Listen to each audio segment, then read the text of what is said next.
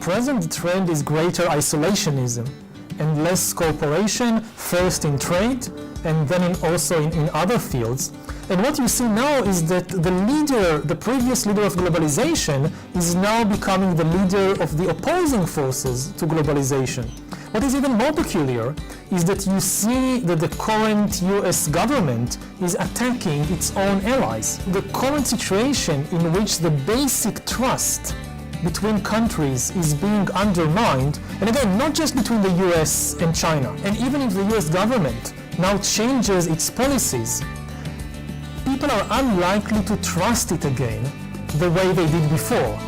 Everybody, including the Americans, should realize good global connections serve the interests of everybody, and if globalization falls apart, everybody will suffer, including the Americans.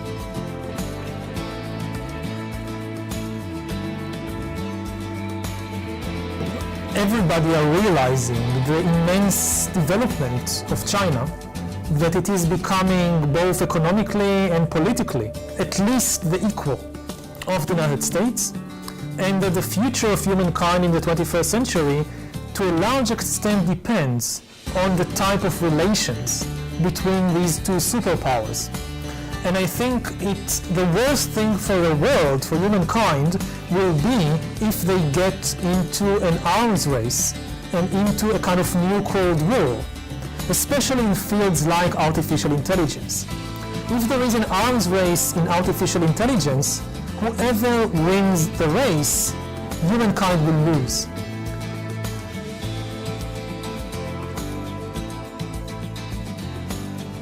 Now, I don't think that every person or every politician needs a PhD in computer science or in biology. This is impossible. But you do need a basic understanding, because this is going to change the economy and society and our lives more than almost anything else. A lot of people say, including politicians, oh, AI is not such a big danger. They just don't understand what we are facing. Technology is never deterministic. You can use the same technology to create very different kinds of societies.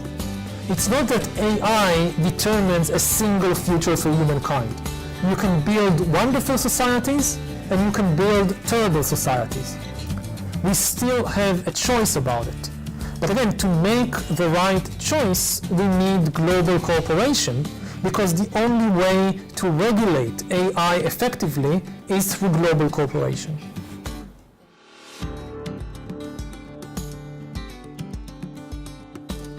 We need to remember that the current era of peace is not the result of some divine miracle.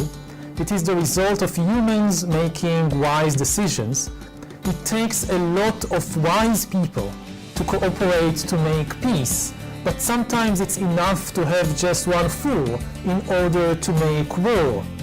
And if humans start making unwise decisions, and if international cooperation deteriorates, then war can return, and in even worse form than ever before, especially nuclear war. But I do think that we need to realize that we are now, all humans, are part of a single civilization with a lot of internal conflicts, but also a lot of basic agreements.